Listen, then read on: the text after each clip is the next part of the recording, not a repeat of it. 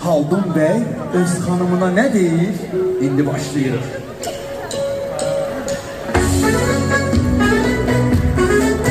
Bizde almışlardan mesleği olan. Aktarıp taktım seni. Aktarıp taktım seni. Sen de mi sevdin yar beni? Gönlü haldır körmür gözüm. Şadlığından dünyanın. Gönlü haldır körmür gözüm. Şadlığından dünyanın. Gel gel varam gel gel. İnan gel gel gel varam gel gel. Seni sevdim yar seni sevdim. Gözüm görmür dünyanın. Seni sevdim yar seni sevdim. Gözüm görmür eskimi.